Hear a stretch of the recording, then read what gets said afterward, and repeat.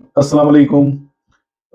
मैं और वकार गिलानी एक मरतबा फिर आपके सामने हाजिर हैं। तो गिलानी साहब, मंडे को जो फैसला, क्या ख्याल है, फैसला आ जाएगा या नहीं आएगा? आपका क्या ख्याल है? ये तो मुझे नहीं पता राज साहब का फैसला आएगा या नहीं आएगा। हाँ हाँ। लेकिन ये नजर आ रहा है कि सोमवार का दिन जो है वो इंतहाई अहमियत का हामिल हो चुका हुआ है, क्योंकि ये जो 2 छुट्टियां आई, इस बीच में और जो तेज़ी से डेवलपमेंट हुई, क्योंकि मंडे को जो चीफ जस्टिस ऑफ पाकिस्तान ने नोटिस दिया हुआ है सेक्रेटरी दिफा को और वजारत खजाना को कि वहाँ आएं और अपनी सूरत हाल के बारे में बताएं कि 90 डेज के अंदर इलेक्शन क्यों नहीं हो पाए अच्छा। और फंडिंग वगैरह का क्या मामला है। लेकिन इस दौरान ही हम देखते हैं कि शाम को जस्टिस याह्या अफरीदी का एक और तफसीली नोट ऑफ डिसेंट आ जाता है और उस पर वो कहते हैं कि ये जो बेंच है ये तो वैसे ही ख़त्म हो चुका हुआ है, तो ये केस ही नहीं बनता। फिर उसके बाद हम देखते हैं कि मुसलसल पीडीएम की तरफ से अदम एतमाद, नवाज शरीफ साहब की प्रेस कॉन्फ्रेंस और उसके बाद आज जो पीडीएम का अहम इजलास हुआ है जिसमें मौलाना फजल रहमान ने बाद में कहा है कि हम इस फैसले को नहीं मानेंगे, हम इस बेंच को नहीं मानेंगे। पीडीएम इस मामले में वो फ्रीक है, कुछ बनता है उसका? फ्रीक तो नहीं है, लेकिन स्टेक तो है ना उनका। स्टेक, अगर इलेक्शन होते हैं तो उनका स्टेक तो है जी। ओ भाई मेरे, एक मिनट, दो तीन बातें जो क्लियर करनी चाहिए ना। पहली बात तो ये है, ये केस है इलेक्शन कमीशन के साथ जी। उसमें पार्टी तो इलेक्शन कमीशन है ना, कोई और तो है नहीं। इस केस में इलेक्शन कमीशन है या आईनी जो जिम्मेदारी है उसकी बात हो रही है, उसमें पीडीएम का क्या तल्लक है? स्टेक है ना उनका, जिस तरह मैंने कहा कि मतलब कि एक चीज ये है कि चूंकि हम जीत नहीं सकते इसलिए हम इलेक्शन चले वो, ये तो पता नहीं, ये तो जब इलेक्शन होगा लोग वोट डालेंगे तो पता चलता है। लेकिन ये चीज बहुत वाजे नजर आ रही है कि पीडीएम इलेक्शन नहीं चाहती। और दूसरी बात, पीडीएम इलेक्शन नहीं चाहती। ठहर आज जो बात की है फजल रहमान साहब ने, आप इस चीज को भी देखें कि वो किस तरह इमरान खान के खदशात को एंडोर्स करती है। फजल रहमान साहब ने ये भी कहा है कि हम इमरान खान से बात करने को तैयार है नाजरीन, लेकिन उस पर हम इलेक्शन की तारीख पे बात नहीं करेंगे। तो ये जो बिल्ली है मुकम्मल तौर पे नवाज शरीफ साहब की प्रेस कॉन्फ्रेंस थैले से बाहर आ चुकी है। ये बिल्ली के इलेक्शन जो है वो हमने नहीं करवाने। नवाज शरीफ वही है जो भागा हुआ मुल्क से, जिसके ऊपर इलाज के लिए गया है ना, बीमार है, आपको पता है, उनकी मेडिसिन ट्रीटमेंट है। वो जो है ना, उनका इलाज जो है ना, वो सिर्फ इसी सूरत में मुमकिन है कि उनको मुल्क का खजाना खाने दिया जाए, वरना वो ठीक नहीं होंगे। खैर छोड़े, इस बात को दफा करें।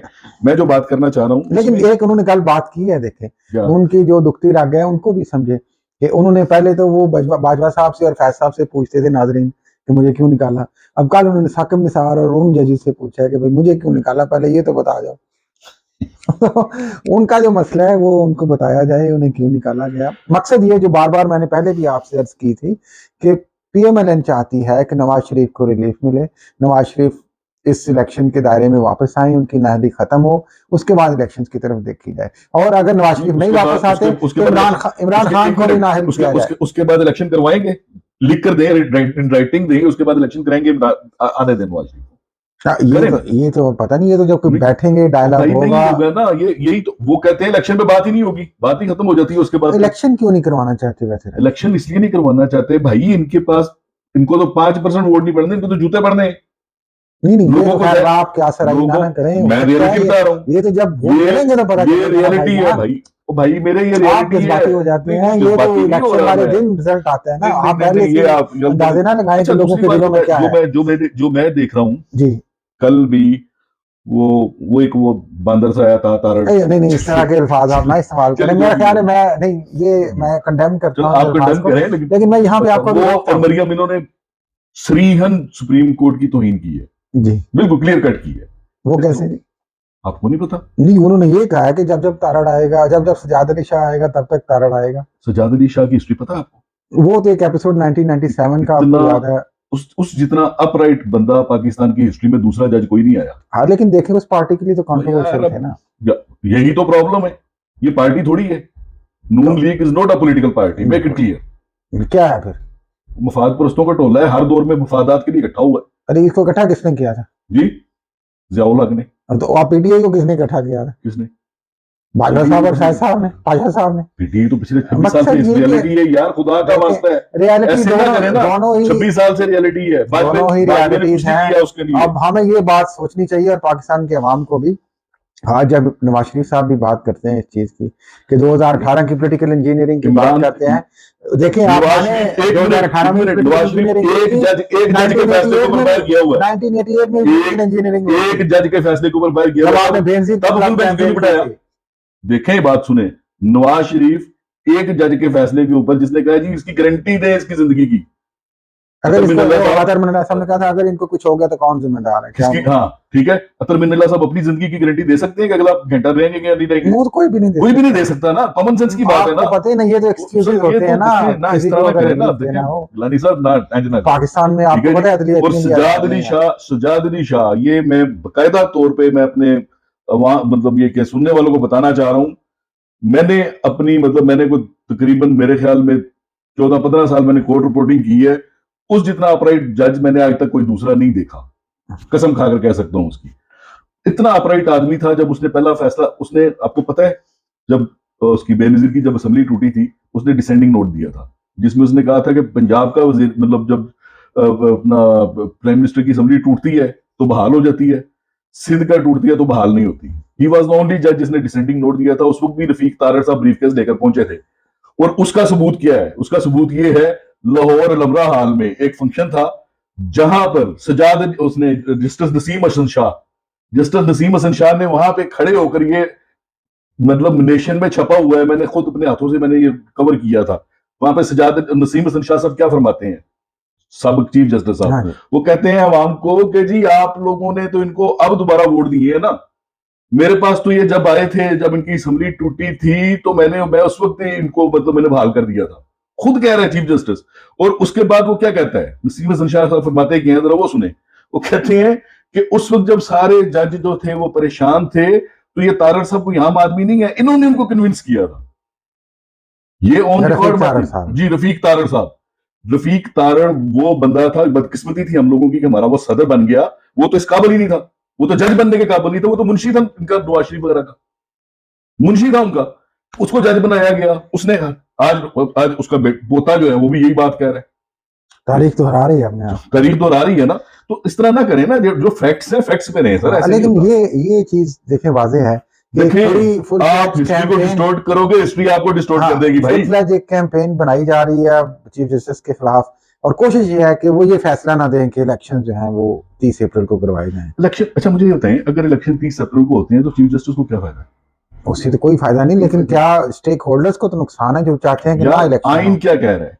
आइन तो कहता है कि इलेक्शन हो, तो बस आइन तो कहते हैं 90 दिन के अंदर हो, वो तो 90 दिन भी गुजर जा रहे हैं। एग्जैक्टली मतलब भाई ये कहते हैं कि 90 दिन के ये तो अंदर। रिलीफ मिला था सुप्रीम कोर्ट आप की वजह से।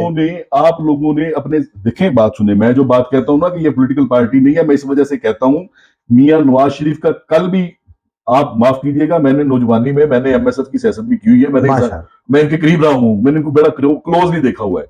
इनका इंटरेस्ट ये है कि अगर हम है तो पाकिस्तान है, अगर हम नहीं है तो जन्नत में जाए Pakistan. This is what they believe. Pakistan Peoples Party कुछ मौकफ उनके कुछ लीडर्स और जो अहम नुमाइंदे हैं वो ले रहे हैं, लेकिन मैं समझता हूँ कि बस से पाकिस्तानी, बस से जर्नलिस्ट, हर पाकिस्तानी को सोचना चाहिए। जमहूरियत देखें, तसलसल का नाम है। अगर आप अपने मुफाद के लिए आज कहेंगे कि इलेक्शन नहीं अब हो, आप 2 महीने पहले तोड़ दें कौमी असम्बली भाई। 25 जुलाई 2018 को इलेक्शन हुए थे पहले, और 25 जुलाई को ही दोबारा कर लें, 5 साल पूरे हो जाएंगे, वैसी कोई बात नहीं है। लेकिन हम जमहूरियत का रास्ता नहीं रोकें, और अगर सियासी जमातें ही ऐसी कैंपेन्स करेंगी तो ये मेरा ख्याल है कि it's not good sign for democracy in Pakistan. देखें, बात सुने, ये मुल्क के साथ जुल्म हो रहा है, ये कौम के साथ जुल्म हो रहा है। इस वक्त आप देखें, पाकिस्तान की हिस्ट्री में कभी सुना है कि आटा लेने के लिए 25 भी नहीं 27 लोग मारे जाए? कभी सुना है? देखें, आज आमिर मीर साहब ने तरदीद की है इस बात की, निगरान वजीर इत्तलात हैं पंजाब के, क्या? और उन्होंने कहा है कि ये इतनी हिलाकतें जो है वो प्रोपेगेंडा है। उनने कुछ 4 मेरे ख्याल है हिलाकतें कही हैं जो आटा की वजह से हुई हैं, बाकी कुछ और वजह। 12 औरतें पांव के नीचे कुछ नहीं गई हैं, 15 वो 11 तो कराची में तो देखे, तकसीम की कोई कर रहे थे ज़कात तकसीम। ये मकसद, ये देखें, मकसद ये नहीं है, मकसद इस चीज का अंदाजा आप, मैं ये कहना चाह रहा हूँ कि आप ये देखें कि पावर्टी कितनी एक्सट्रीम हो गई है, लोग कितने मजबूर हो गए हैं, कितनी फ्रस्ट्रेशन है। एक 10 किलो के मुफ्त आटे के लिए वो अपनी जान को दाव पर तैयार है। ये नाज़रीन हुक्मरानों को और जो अशराफिया है हमारी फौज मरने का तो काम है इनको, ये शराफिया ये शराफिया कहां से आ गई? ये तो चोर डकैत है, सारे क्रिमिनल्स बैठे हुए हैं। नहीं, ये देखें, ये क्रिमिनल्स हैं यार, छोड़ देना, ना करें ऐसी बात। मैं समझता हूँ कि जो भी चाहता है कि इस मुल्क में जमहूरियत ना चले, मेरी नजर में तो वो क्रिमिनल है, चाहे वो इमरान खान है, चाहे वो नवाज शरीफ है, चाहे चीफ ऑफ आर्मी स्टाफ है, कोई भी है। इस मुल्क का वाहिद और वाहिद तरक्की का रास्ता है जमहूरियत का तसलसल। मोदी साहब, बुरी आए अच्छी आए, इसको चलता जाने हैं। मोदी साहब की स्टेटमेंट सुनिए पीछे, उन्होंने क्या कहा? पुरानी है, काफी दिन से चल रही है, मगर वो मुझे भी कल भी एक दोस्त ने भेजी है और साथ उसने लिखा है कि जी देखिए हमारे दुश्मन हमारे बारे में क्या कह रहे हैं। तो मैंने उसे कहा, मैंने कहा यार ये दुश्मन तो तुम्हें अकल दे रहा है, हाँ, क्या तुम क्या इसको है दुश्मन कह रहे हो। उसने यही कहा है ना, उसने कहा है कि अगर जंग लड़नी है तो पॉवर्टी के खिलाफ लड़ो, हम तुम्हारे साथ हैं, आओ मिलकर करते हैं। तुम पहले खत्म करते हो या हम पहले खत्म करते हैं? सही बात। इसमें इसमें उसने हमारे साथ दुश्मनी वाली बात तो की नहीं है। और आप खुद जो दुश्मनी की बात करते हैं वैसे इंडिया से, लेकिन खुद आप इंडिया में देखें कितनी स्ट्रांग डेमोक्रेसी है उनकी। कोई पसंद आ रहा है, कोई सेकुलर आ रहा है, कोई कांग्रेस आ रही है, कोई बीजेपी आ रही है, नो मैटर व्हाट, आम आदमी पार्टी देख लें, दूसरी दफा उन्होंने हुकूमत बना दी, कमाल कर दिया। वहां पे कोई ये नहीं हो रहा साजिश हो रही है, धांधली हो रही है, इलेक्शन ना हो, चीफ रोक दे, फलान रोक दे।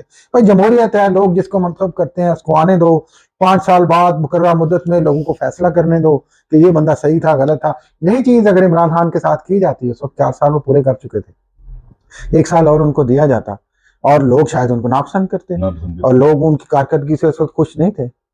वो पंजाबी के दिन कुबेर लात रास आ गई, तो इमरान खान साहब को तो हुकूमत से निकलना रास आ गया। नहीं भाई ये नहीं है, देखिए मेरी बात सुनिए एक मिनट।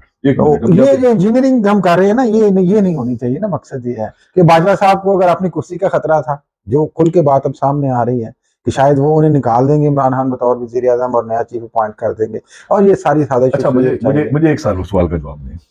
इमरान खान ने पौने 4 साल हुकूमत की है, 4 साल पूरे नहीं थे, पौने 4 साल। पौने 4 साल में वो हमारी ग्रोथ को 6% पे ले गए, जो कि पाकिस्तान की हिस्ट्री में 17 साल के बाद 6% पे गई।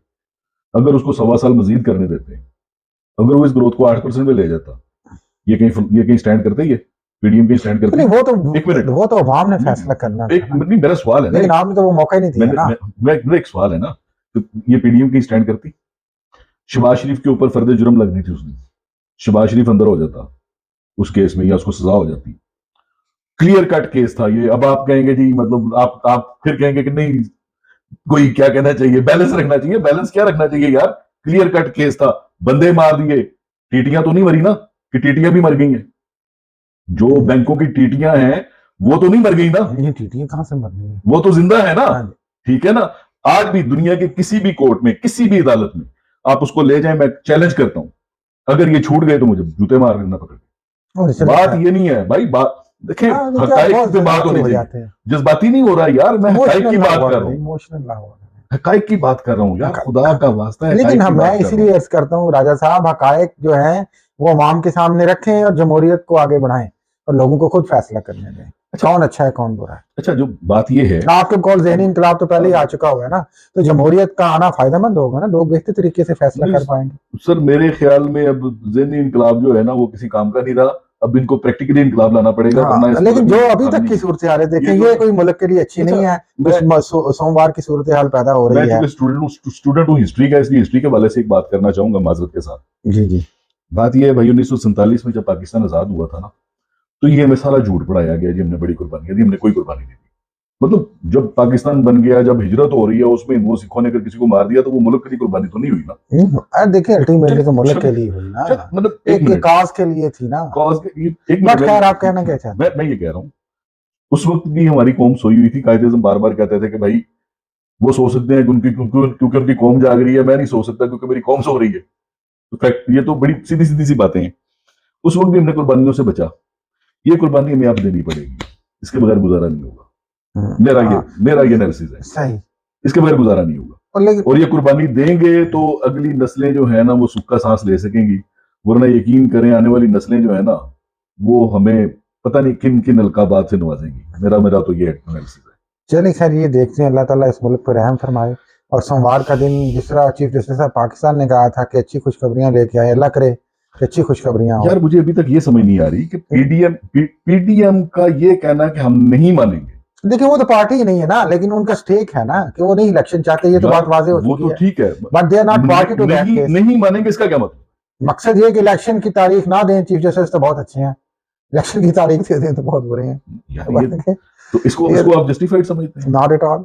मेरा ख्याल है कि आइन के मुताबिक 90 दिन के अंदर इलेक्शन होने चाहिए थे। अगर वो डिले हो गए हैं, 30 अप्रैल डेट थी, तो मेरा ख्याल है कि इस तारीख पे ये इलेक्शन होने चाहिए। 14 आईनी इख्तियार है हर वज़ीर आला का, हर वज़ीर आज़म का असेंबली को डिसॉल्व करना। 14 अप्रैल को बनते हैं। 90s में तो असेंबलियां टूटी थी ना, देखें मिड टर्म सिलेक्शन हुए थे, नवाज शरीफ की टूटी, बेनजीर की टूटी। उस वक्त क्या था, जमहूरियत नहीं थी उस वक्त, आइन नहीं था उस वक्त। भाई मतलूबा नताइज वो ज़ियाउल्लाह की पॉलिसी चल रही है ना, हाँ, ये मतलूबा नताइज तो मेरा इतनी आसानी से नहीं ये मिलेंगे, तो इनको 4 साल नहीं मिलने। लेकिन हमें ये भी फिर सोचना चाहिए कि मतलूबा नताइज करते करते हम मुल्क को एक और गहरी खाई में ना धकेल दें। मुल्क और धकेल दिया गया भाई। चले इसके साथ ही इजाजत चाहेंगे, इंशाल्लाह कल दोबारा इस पे बात करेंगे। बहरहाल आप भी जो है ना, आप बैलेंस के चक्कर में कुछ नहीं, बैलेंस के चक्कर में मैं ये कहना चाह रहा हूँ कि कल या परसों अगर हम बैठते हैं तो हम जो ये ऑस्टेरिटी कैंपेन थी प्राइम मिनिस्टर साहब की, उस पर भी बात करेंगे कि वो कैसे इम्प्लीमेंट हो रही है। नाज़रीन उस पर थोड़ी सी तैयारी करके आएंगे और आपको बताएंगे। चलेंगे, ये वैसे अच्छा रहेगा। और आटे पे भी हमने बात, हाँ, ये सारी कैंपेन का हिस्सा होंगी चीजें। थैंक यू वेरी मच जी, अल्लाह हाफिज।